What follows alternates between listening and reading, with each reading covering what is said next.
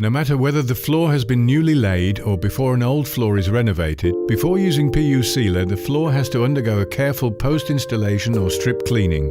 For this purpose, use clean and strip diluted with water in a ratio of up to 1:5.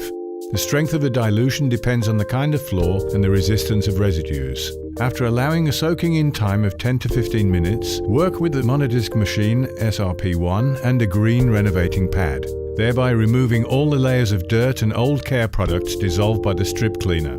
After all the dirt and residues have been dissolved, remove the dirty solution with the wet suction vacuum cleaner PS27. Subsequently neutralize the floor with clear water. The floor still has to be abraded so that the new sealer adheres in an optimal way. For this purpose, use an Abranet K150 renovation pad. On smooth floors, on structured floors, the Abranet Extreme comes into action. An even more efficient way is to use the satellite disc with 4 discs of 150mm. Especially in the case of factory-applied finishes which cannot be removed, this work step is decisive for the success of renovating the floor.